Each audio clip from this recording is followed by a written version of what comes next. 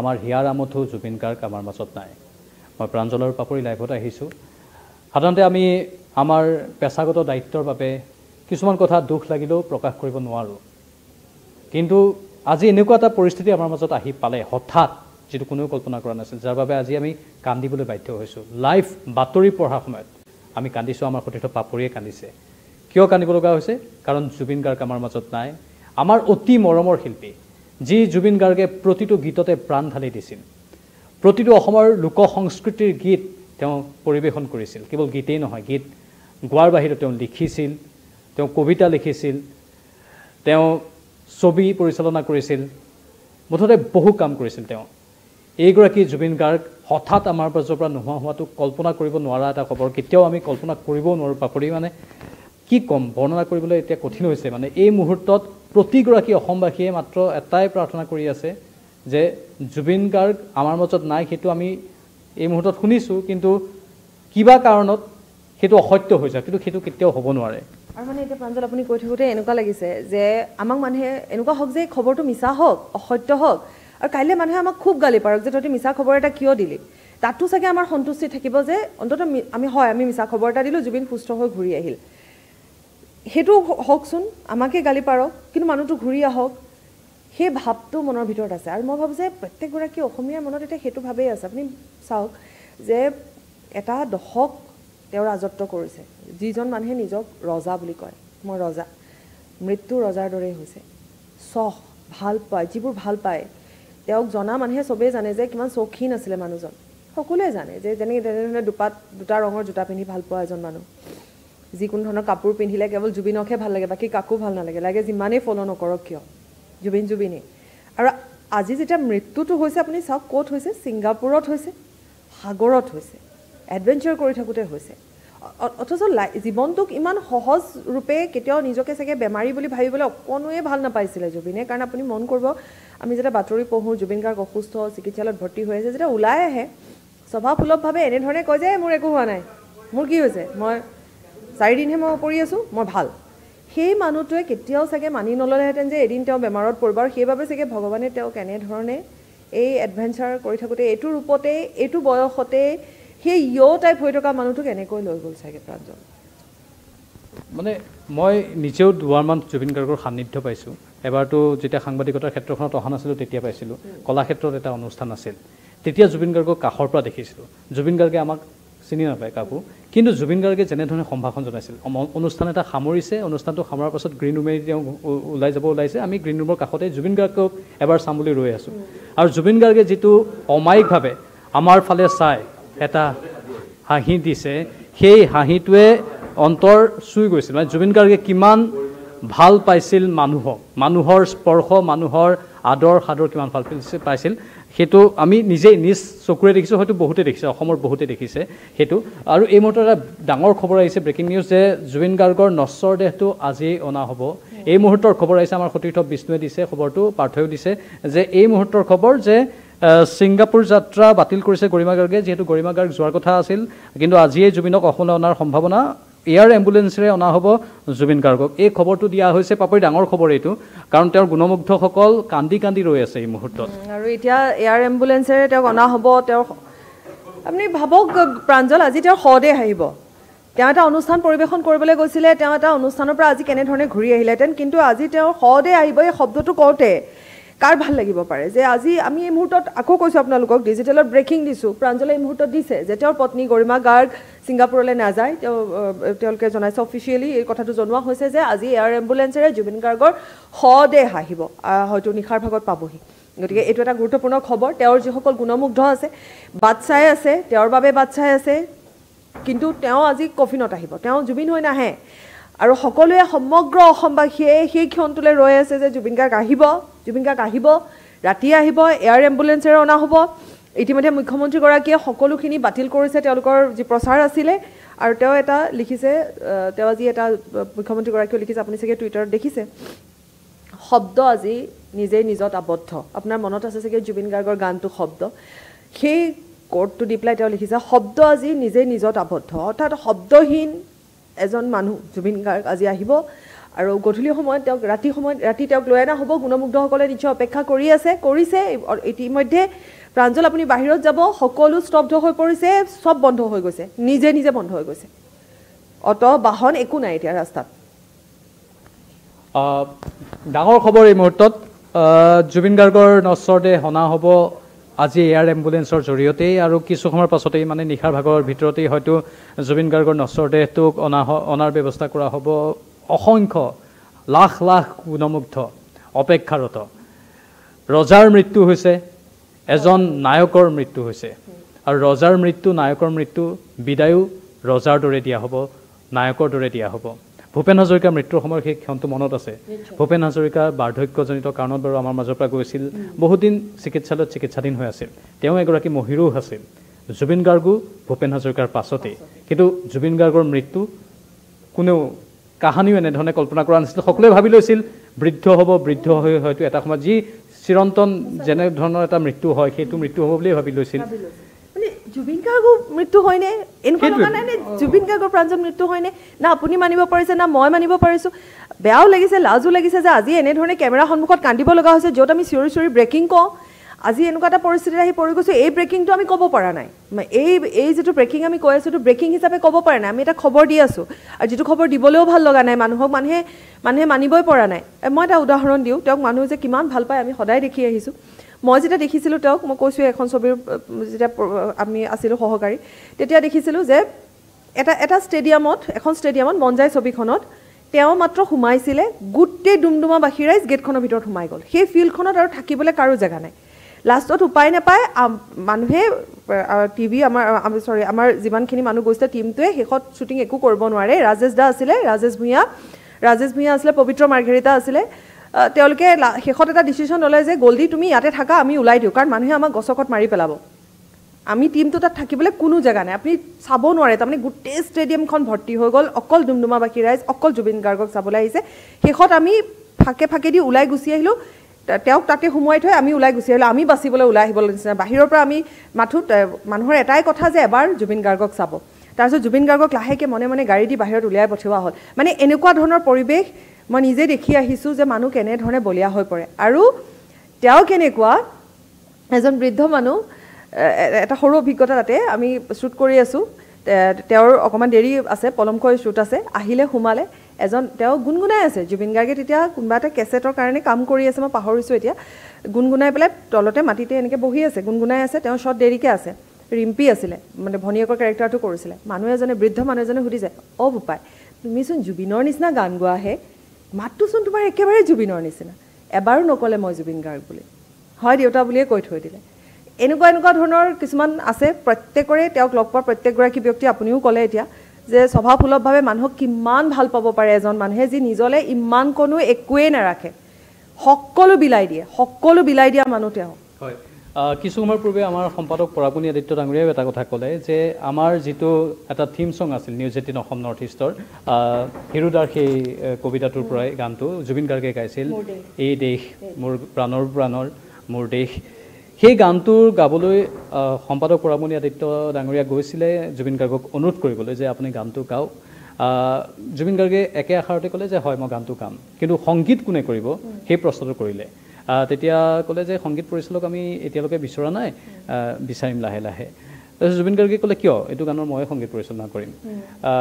Budget যিয়ে নহওক মোক বাজেটৰ লগত কথা নাই হিৰুদাৰ গান ইমান ভাল এটা গান আৰু মই নিজেই গাম নিজেই সংগীত পৰিচালনা কৰিম আৰু আমাৰ অসংখ্য দৰ্শক আছে লাখ দৰ্শক আছে নিউজ 18ৰ সকলোৱে হয়তো সেই গানটো শুনিছে আমি সেই গানটো সম্প্ৰচাৰ কৰিছোঁ বহুবাৰ আমাৰ টিভিৰ জৰিয়তে আমাৰ ডিজিটেল মাধ্যমতো কি সাৱলীলভাৱে আৰু ওৱান টেক জুবিন গাৰ্গৰ এটা বিশেষ বৈশিষ্ট্য আছিল যে তেওঁ ৰিটেক নলয় মানে কেতিয়াও NG নট গুড তেওঁৰ ক্ষেত্ৰত প্ৰযোজ্য নহয় যি গাব এবাৰতেই গাব সেয়াই তেওঁৰ মানে শিল্পী সত্তা সিয়েই আচলতে প্ৰতিফলিত কৰে এজন কিমান প্ৰাণৰ শিল্পী হ'ব পাৰে কিমান অন্তৰাত্মাৰ পৰা কাম কৰিব পাৰে নহ'লে জুবিন গাৰ্গৰ গান শুনি গাৰ নোম শিয়ৰি উঠা প্ৰত্যেকজন মানুহে এই মুহূৰ্তত হয়তো ক'ব যে আমাৰ প্ৰত্যেকৰে জুবিন গাৰ্গৰ গান শুনিলেই গাৰ নোম শিয়ৰি উঠে প্ৰত্যেকটো জনাৰৰ গান গাব পাৰে জুবিন গাৰ্গে বৰগীতেই হওক ভতিমাই হওক লোকগীতেই হওক বিহুগীতেই হওক বনগীতেই হওক কি ক'ব জুবিন গাৰ্গে কি গোৱা নাই এইগৰাকী মহান শিল্পী জীৱিত কালত বিভিন্ন সময়ত জুবিন গাৰ্গক লৈ বিতৰ্ক হৈছিল কিন্তু বিতৰ্কৰ পাছতে কি যিমানেই বিতৰ্ক নহওক জুবিন গাৰ্গ সদায় প্ৰাণৰ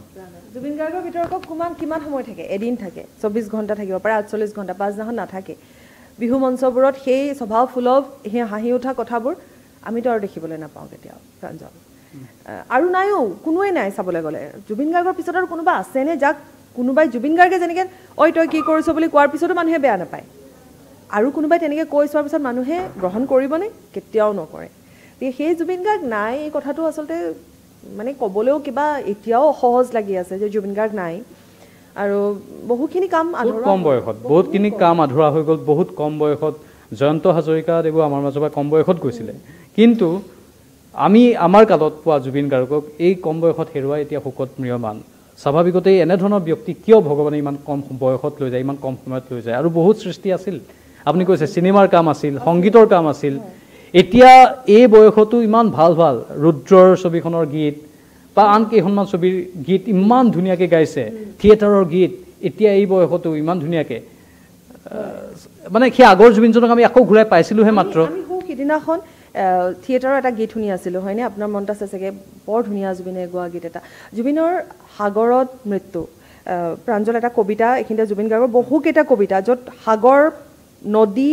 সেয়াই বেছিকৈ উল্লেখ থাকে সাগৰ নদীৰ কথাই উল্লেখ থকা এজন মানুহ যোনে সাগৰ বা নদীক ইমান ভাল পাইছিলে পানীক ইমান ভাল পাইছিলে আৰু মৃত্যুও টানি নিলে পানীলৈকে এটা কবিতা আছে সাগৰ দেখিছা তাত বৰ এন্ধাৰ ঢৌৱে কোবাই শব্দৰ কোলাহল পাৰাপাৰহীন ক'ত আৰম্ভ ক'ত শেষ কোনেও নাজানে মই নদী ভাল পাওঁ নদীয়ে নিজৰ পথ নিজেই বিচাৰে কুলু কুলু শব্দৰে একা বেকা বাটেৰে নিজেই বিচাৰি যায় নিজৰ ঠিকনা আৰু জুবিন গাৰ্গেও চাগে নিজৰ ঠিকনা নিজে বিচাৰি ল'লে সুদূৰ ছিংগাপুৰত তেওঁৰ মৃত্যু হ'ল কথাটো সঁচাকৈয়ে একেবাৰে আচৰিত লগা কথা এটা অনুষ্ঠান গীতৰ মাজতে মৃত্যু হ'ব লাগে এটা অনুষ্ঠানলৈ গৈছে ব্যস্ত হৈ আছে ব্যস্ততাৰ মাজত তেওঁ ওলাই গৈছে সেই ব্যস্ততাৰ মাজত তেওঁ ক'লৈ গৈছে তেওঁ সাগৰলৈ গৈছে আৰু সেই সাগৰৰ মাজতে তেওঁ নিজৰ ঠিকনা তেওঁ বিচাৰি ল'লে কি এক শিল্পী সত্তাৰ শিল্প ধৰণেৰে মৃত্যু নহ'লনে কি এক সংযোগ আজিৰ পৰা দুদিনমান পূৰ্বে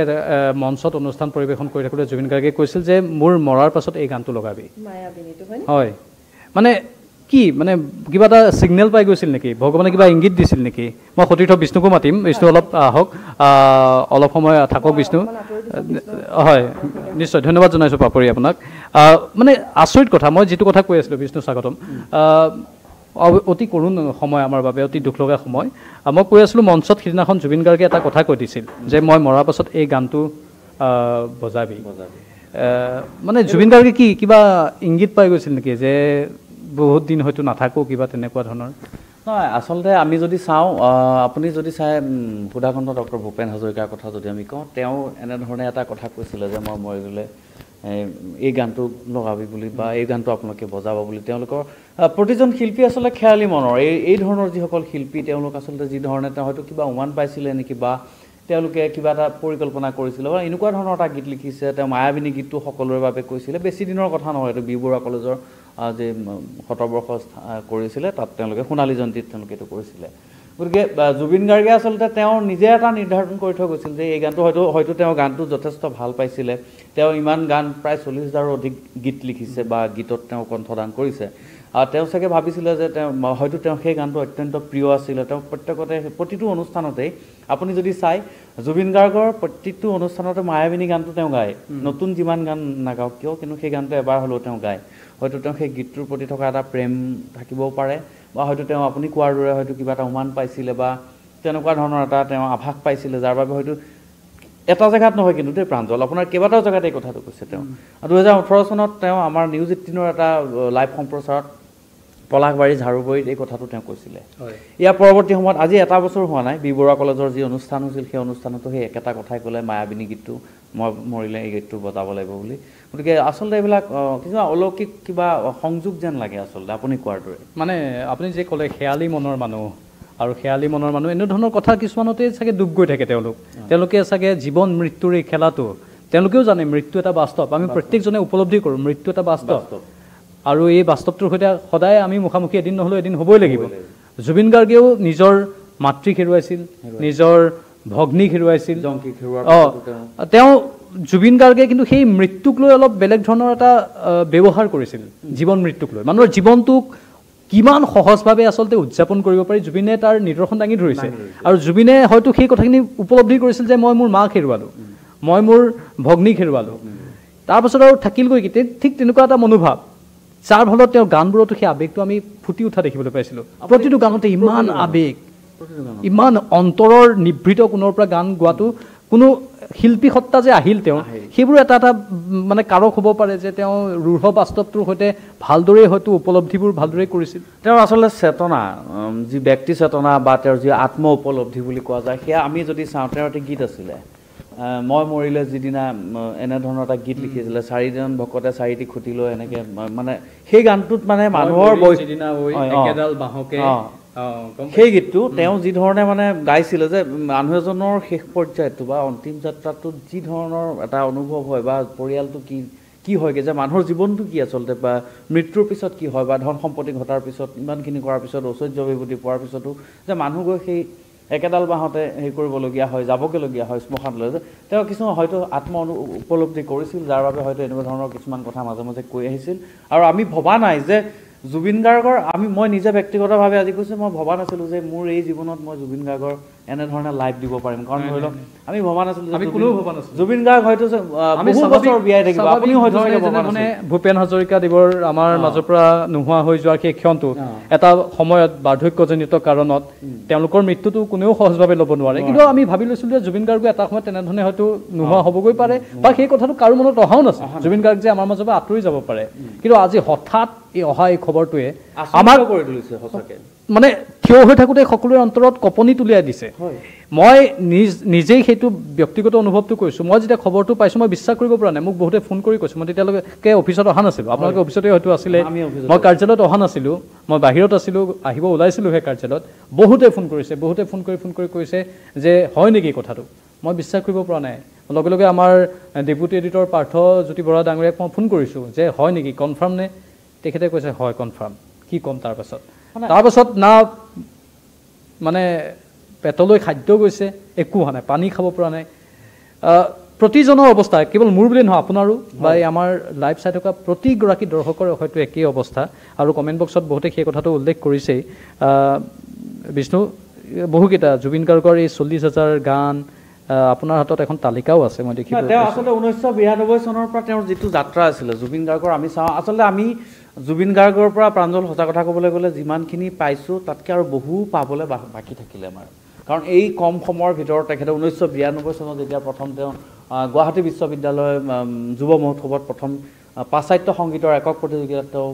স্বৰ্ণপদক পাইছিল আৰু তাৰ পিছৰ পৰাই জুবিন গাৰ্গৰ জীৱনৰ গতি সলনি হৈ গৈছিল তেওঁ বি বৰুৱা মহাবিদ্যালয়ৰ পৰা প্ৰতিনিধিত্ব কৰিছিল আৰু সেই সময়ত তেওঁ অনামিকা কেছেটখন তেওঁ প্ৰথমতে সেই অনামিকা কেছেটখন তেওঁ প্ৰথম উলিয়াইছিল 1992 চনত আৰু সেই একেটা সময়তে তেওঁ আৰু এখন কেছেট তেওঁ এটা এলবাম তেওঁ উলিয়াইছিল আৰু সেই এলবাম দুটাই এনেধৰণৰ এটা পৰিচয় দিলে জুবিন গাৰ্গক সেই জুবিন গাৰ্গ এতিয়া আজিৰ তাৰিখত যি জুবিন গাৰ্গ আচলতে সেই অনামিকা এলবামৰ পৰাই এটা বেলেগ পৰিস্থিতি লাভ কৰিলে পৰৱৰ্তী সময়ত 2000 চনত প্ৰথমবাৰ হিয়া দিয়া নিয়া ছবিখনৰ সংগীত পৰিচালক হিচাপে তেওঁ অসমীয়া চলচ্চিত্ৰৰ সংগীত পৰিচালক হিচাপে তেওঁ হিয়া দিয়া নিয়া ছবিখনৰ মুনীন বৰুৱাৰ পৰিচালনাত তেওঁ সংগীত পৰিচালনা কৰিছিল তাৰপিছত যদি আমি চাওঁ কন্যাদান ঘাট প্ৰতিঘাট ত্যাগ প্ৰত্যেকখন অসমীয়া চিনেমাত যেন জুবিন গাৰ্গ নহ'লে নহয় বা জুবিন গাৰ্গৰ সংগীত নহ'লে যেন অসমীয়া চিনেমা নচলে এনেকুৱা ধৰণৰ এটা ধাৰাৰ সৃষ্টি হ'ল যি ধাৰা আজিও প্ৰতিনিধিত্ব কৰিছে আমি যদি সিদিনা চাওঁ যে ভাইমন্দা ছবিখনৰ যিটো গীত তেওঁ গাইছে এৰা এৰি শীৰ্ষক যিটো গীত গাইছে এটা মানে ভাবিব নোৱাৰা কথা তেওঁ যি ধৰণে গাইছে প্ৰতিটো গীতেই তেওঁৰ হৃদয়স্পৰ্শী প্ৰাণস্পৰ্শী প্ৰতিটো গীতেই মানুহৰ অন্তৰ চুই গৈছে তেওঁ যি গীতেই কৰক বা তেওঁ যি ধৰণে অন্য লিখা গীতো যদি তেওঁ গাইছে বা অন্য সুৰাৰোপিত কৰা গীতো যদি তেওঁ কণ্ঠদান কৰিছে সেই গীতটোৱে প্ৰাঞ্জল হৈ উঠে নহয় জানো হয় মই দৰ্শকসকলৰ আগত ক্ষমা বিচাৰিছোঁ কাৰণ এই মুহূৰ্তত হয়তো আমি সেই যিটো প্ৰফেশ্যনেলিজিম মেইনটেইন কৰিব লাগে কৰিব পৰা নাই নিজেও কথাবোৰ কওঁতেও অলপ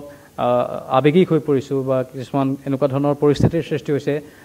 ভাষাৰে বৰ্ণনা কৰিব নোৱাৰা আপোনালোকেও হয়তো উপলব্ধি কৰিছে আৰু এই মুহূৰ্তত হয়তো আমাৰ সদাশয় দৰ্শকসকলে সেইখিনি কথা কমেণ্টতো দিব এই মুহূৰ্তত বহুতে কমেণ্টত সেইখিনি কথাই উল্লেখ কৰি আছে সদৰি কৰি আছে বিষ্ণু এই অতীত স্মৃতিবোৰ ৰোমন্থন কৰিছে কিন্তু জুবিন গাৰ্গ যিটো মই ক'লোঁ যে ৰজাৰ দৰে তেওঁ থকা ব্যক্তি আৰু আমি তেওঁক ৰজাৰ দৰে বিদায় দিব লাগিব আজি নশ্বৰদে আহি পাব বুলি গম পাইছোঁ। আজি 12 বজাৰ ভিতৰত নশ্বৰদে গুৱাহাটী আহি পোৱাৰ সম্ভাৱনা আছে, কিয়নো তেওঁৰ পত্নী গৰিমা শইকীয়া গাৰ্গ ছিংগাপুৰলৈ যোৱাৰ কথা আছিল। তাৎক্ষণিকভাৱে তেওঁ যোৱাৰ প্ৰস্তুতি চলাইছিল, কিন্তু কিছু কাৰণত তেওঁ ছিংগাপুৰ যাত্ৰা বাতিল কৰিছে আৰু হয়তো কেইটামান ঘণ্টাৰ ভিতৰতে আপোনাৰ প্ৰিয়, আমাৰ সকলোৰে প্ৰিয় অসমৰ কণ্ঠ বুলি ক'ব লাগিব, আমি অসমৰ সকলোৰে এক সম্পদ জুবিন গাৰ্গৰ নশ্বৰদে আহি পাব। আমাৰ আচলতে এই কথা ক'বলৈ আমি নিজেও ব্যথিত, তথাপিও তেওঁক যিহেতু আমি শেষ বিদায় জনাব লাগিব আৰু 12 বজাৰ ভিতৰত হয়তো এয়াৰ এম্বুলেঞ্চৰ যোগেদি গুৱাহাটীলৈ অনাৰ ব্যৱস্থা কৰা হৈছে। ইতিমধ্যে মুখ্যমন্ত্ৰী হিমন্ত বিশ্ব শৰ্মাই BTR নিৰ্বাচনত তেওঁ আছিলে, নিৰ্বাচনী প্ৰচাৰ চলায়। তাৰ পৰা তেওঁ জৰুৰী বৈঠক আয়োজন কৰিছে সন্ধিয়া 7 বজাত। সাংস্কৃতিক মন্ত্ৰী বিমল বৰা সহিত অন্যান্য মন্ত্ৰীসকলৰ সৈতে মন্ত্ৰী পৰিষদৰ বৈঠক অনুষ্ঠিত কৰিছে আৰু জুবিন গাৰ্গৰ শেষকৃত্য কেনেধৰণে কৰা হ'ব, ক'ত কৰা হ'ব বা কি কি ব্যৱস্থা গ্ৰহণ কৰা হ'ব, এই সম্পৰ্কত আলোচনা কৰিব। আৰু তাৰ পূৰ্বে শ্ৰদ্ধাঞ্জলি কাননত আছুৱে এক শ্ৰদ্ধাঞ্জলি অনুষ্ঠান আজি আয়োজন কৰিছে, খুব সম্ভৱতঃ দীঘলী পুখুৰীৰ পাৰত, ক্ষমা কৰিব। গতিকে সকলো সাজু হৈছে জুবিন গাৰ্গক শেষবাৰৰ বাবে বিদায় দিবলৈ, কিন্তু আমি বিচৰা নাছিলোঁ জুবিন গাৰ্গ এনেধৰণে আমাৰ মাজৰ পৰা আঁতৰি যাব। কিন্তু মৃত্যু এটা চিৰন্তন সত্য, তথাপিও জুবিন গাৰ্গে যি ধৰণে আছিলে নহয় জানো, আপুনি কোৱাৰ দৰে এক ৰজাৰ দৰে আছিল, তেওঁ যি ভাল পাইছিলে তাকেই কৰিছিল, বা তেওঁ যি সৃষ্টি কৰিবলৈ মন গৈছিলে তাকেই সৃষ্টি কৰিছিল। আৰু তেওঁৰ প্ৰতিটো সৃষ্টিয়ে প্ৰতিজন মানুহে আদৰি লৈছিল, বৰগীতৰ পৰা আৰম্ভ কৰি লোকগীতৰ পৰা আৰম্ভ কৰি কাৰ্বি ভাষাৰ গীতৰ পৰা আৰম্ভ কৰি আপুনি যদি চাই কামৰূপীয়া লোকগীত, দেহবিচাৰ গীত, তিৱা ভাষাত গীত গাইছে, তেওঁ অসমৰ প্ৰতিটো জাতি জনগোষ্ঠীৰ তেওঁ গীত গাইছে। তাৰপৰা আমি যদি চাওঁ সংবিধান স্বীকৃত প্ৰায় 14টাৰো অধিক গীতত তেওঁ ভাষাত তেওঁ গীতত কণ্ঠ নিগৰাইছে। তেওঁ বাংলা ভাষাৰ পৰা আৰম্ভ কৰে, পশ্চিমবংগত আমি কৈছিলোঁ আমাৰ পৰৱৰ্তী সম্প্ৰচাৰ সময়তে, পশ্চিমবংগত জুবিন গাৰ্গ এনেকুৱা যে অসমৰ দ্বিতীয়জন শিল্পী নাই যিজন ভূপেন হাজৰিকাৰ পিছত জনপ্ৰিয় শিল্পী হৈছে জুবিন গাৰ্গ। কাৰণ ভূপেন হাজৰিকাক এটা সময়ত আমাৰ ভূপেন দা বুলি কৈছিলে পশ্চিমবংগৰ মানুহে, সেই একেটাই পৰ্যায়ে কিন্তু তেওঁ পাইছিল যে জুবিন গাৰ্গ আমাৰ বুলিয়ে কৈছে। আজি যদি মৰ্মিতা মিত্ৰৰ প্ৰসংগৰে আমি চাবলৈ যাওঁ যে মৰ্মিতা মিত্ৰ কেনেকৈ আহিলে, তেওঁতো পশ্চিমবংগৰ এগৰাকী কন্যা, তেওঁ জুবিন গাৰ্গৰ গীত শুনি জুবিন গাৰ্গৰ গীতৰ অনুৰাগী, আৰু সেই মৰ্মিতা মিত্ৰই আজি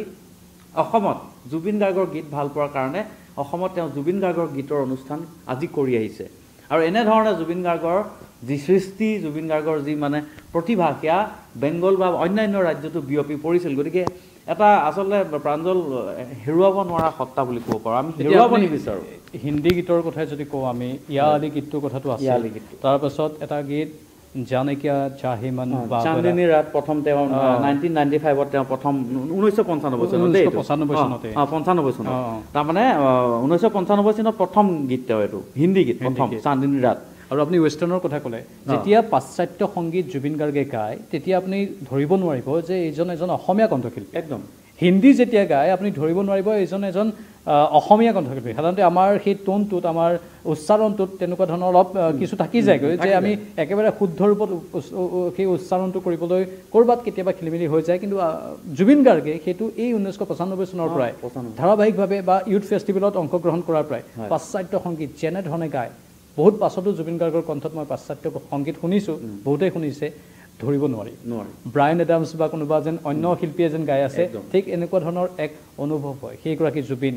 হিন্দী গীতৰ কথাই কওঁ, বঙালী গীতৰ কথাই কওঁ, অসমীয়া গীতৰ কথাই কওঁ, বা অসমৰ থলুৱা কৃষ্টি সংস্কৃতি, অসমৰ জাতি জনগোষ্ঠীৰ আনবোৰ গীতৰ কথাই কওঁ। ভাৰতীয় ভাষাত মোৰ এটা অভিজ্ঞতা দেই, মই আপোনাক এইখিনিতে দৰ্শকসকলকো কওঁ যে মই জুবিন গাৰ্গে তেলেগু ভাষাত গীত গাইছে বুলি মই কেতিয়াও ভবা নাছিলোঁ। মই যেতিয়া হায়দৰাবাদত এজন তেলেগু মিউজিচিয়ান, তেওঁ হয়তো মিউজিক ডাইৰেক্টৰ হ'ব, বিচাৰি আহিছিল জুবিন গাৰ্গক, মোৰ মনত আছে, মই বাতৰি সম্প্ৰচাৰ হয়। মই 2018 চনত মই হায়দৰাবাদত আছিলোঁ। তেতিয়া মই হায়দৰাবাদত যেতিয়া বাছত যাত্ৰা কৰি আছিলোঁ অফিচলৈ যাওঁতে, এটা গান বাজি আছে তাত, মই পটককৈ শুনিছোঁ জুবিন গাৰ্গৰ নিচিনা লাগিছে ভইচটো, মোৰ ব্যক্তিগত অভিজ্ঞতা। মই বহুত সময় শুনিছোঁ কিন্তু জুবিন গাৰ্গৰ মাত, এইটো মই তেলেগু গান গাই আছে, মই বুজি পোৱা নাই কি গাইছে কি কথা। পিছত মই চালোঁ জুবিন গাৰ্গ তেলেগু চং বুলি মাৰোঁতে সেই গীতটো ওলাইছে। মই তেতিয়া আচৰিত, জুবিন গাৰ্গে যে তেলেগু গীতো গাইছে, মাৰাঠীটো গাইছে, তেওঁ ভোজপুৰীটো গাইছে, কানাড়া ভাষাটো গীত গাইছে, বেংগলীটো তেওঁ গাইছে, বাংলা ভাষাত তেওঁ গীত গাইছে, বাংলা ছবিটো গীত গাইছে। শুধুমাত্ৰ তেওঁ ছবিখনত 2005 চনত তেওঁ শ্ৰেষ্ঠ কণ্ঠশিল্পীৰ বঁটা লাভ কৰিছিলে বাংলা ছবিত, শুধুমাত্ৰ বুলি, 2005 চনৰ কথা। গতিকে মই নিজে আছোঁ, গতিকে তেওঁ চাগে হয়তো আমাৰ অগোচৰেও আৰু কিমান ভাষাত গীত গাই থৈ গৈছে। আমি হয়তো অসমত আমি বেলেগ ভাষাৰ গীত নুশুনো কাৰণে হয়তো সুধি মহলে জানিব, কিন্তু আমি বহুতেই নাজানো যে জুবিন গাৰ্গে ক'ত ক'ত কি কৰি থৈ যোৱা নাই। যেতিয়া পুৱাৰ ভাগত বৰগীতটো শুনো জুবিনৰ কণ্ঠত, অনুভৱটো কেনেকুৱা হয় জুবিন গাৰ্গে কিমান মানে সাক্ষাৎ ভগৱানক পাই যোৱাৰ নিচিনা অনুভৱ হয় আমাৰ শ্ৰীমন্ত শংকৰে পাৰ ভাঙি দিলে জুবিন গাৰ্গে যেতিয়া সেই গীতবোৰ গাব সেই বৰগীত ভতিমাবোৰ গাব তেতিয়া আমি সাক্ষাৎ যেন ভগৱানক পাই গৈছোঁ ভগৱানক দেখি গৈছোঁ ইমান অন্তৰৰ পৰা গায় সেইটো জন্মগতভাৱে পোৱা এটা ভগৱানৰে কণ্ঠস্বৰ বুলি আমি কৈছোঁ সেই জুবিন গাৰ্গ যেতিয়া আমাৰ মাজৰ পৰা নোহোৱা হৈ যোৱাৰ খবৰটো আহিল থৰহৰি কম্পমান হ'ল সকলো এই মুহূৰ্তৰ খবৰ যে জুবিন গাৰ্গৰ নশ্বৰ দেহটো অনা হ'ব হয়তো আজি নিশাৰ ভাগতেই তেনেধৰণৰ এটা ব্যৱস্থা কৰা হ'ব বুলি আমি গম পাইছোঁ খবৰ পাইছোঁ কিন্তু আমি প্ৰতিটো খবৰ আপোনালোকক দি থাকিম আৰু স্বাভাৱিকতেই এই ৰজাৰ বিদায়ক্ষণত বহু লোকেই হয়তো তেওঁক বিদায় জনাবলৈ আহিব আমি ভাষাৰে বৰ্ণনা কৰিব পৰা নাই বিষ্ণু এই মুহূৰ্তত আমাৰ ক'বলৈ আচলতে আমি ক'বলৈ অপাৰগ হৈ পৰিছোঁ আমি ভাষাৰে কথাবোৰ বৰ্ণনা কৰিব আৰু মই প্ৰাঞ্জল মই আচলতে এই মুহূৰ্তত তললৈ এবাৰ চাইছিলোঁ গুৱাহাটী আমি মহানগৰীত আছোঁ যিহেতু গুৱাহাটী মহানগৰীৰ প্ৰায়বোৰ দোকান বন্ধ হৈ পৰিছে ইতিমধ্যে আপুনি যদি তললৈ যায় চাহ কাপ খাবলৈ দোকান এখন নাই মই এই মুহূৰ্তত গণেশগুৰি অঞ্চল বুলি সৰ্বত্ৰ মই ওপৰৰ পৰা চাইছিলোঁ যে আপুনি এতিয়া যদি চাহ কাপ খাবলৈ তললৈ যায় দোকান বন্ধ হৈ পৰিছে এইটো সময়ত যথেষ্ট ভিৰ হয় গণেশগুৰিত বুলি নহয় গোটেই গুৱাহাটী মহানগৰীত এই সময়ত আপুনি ৰাস্তাত ভিৰ নাপায় কিন্তু মানুহ আচলতে চব নিজে নিজে সোমাই পৰিছে কাৰণ সকলোৰে মনত এটা সাংঘাতিক ধৰণৰ সুখ বিৰাজ কৰিছে আপুনি ৰাস্তালৈ যদি চাই গুৱাহাটী মহানগৰী যদি এই মুহূৰ্তত আপুনি আহে আপুনি ৰাস্তাত খুব কম মানুহ পাব আৰু দোকান পোহাৰ প্ৰায় বন্ধ হৈ পৰিছে স্বতঃস্ফূৰ্তভাৱে আচলতে প্ৰিয় শিল্পীগৰাকীৰ কাৰণে সকলো ভাগি পৰিছে প্ৰাঞ্জল আমি এই মুহূৰ্তৰ এই পোনপটীয়া সম্প্ৰচাৰটোৰ পৰা বিদায় লৈছোঁ কিন্তু আকৌ আহিম লাইভত আৰু কিছু খবৰ লৈ যে জুবিন গাৰ্গৰ নশ্বৰ দেহ অনাৰ বাবে কি ব্যৱস্থা কৰা হৈছে যিহেতু সকলোৱে অপেক্ষা কৰি আছে সেই খবৰবোৰ জনোৱাটো আমাৰ দায়িত্ব সেইকাৰণে সেই খবৰবোৰ লৈ আহিম কিছু সময়ৰ পাছত চাই থাকিব বিদায় লৈছোঁ নমস্কাৰ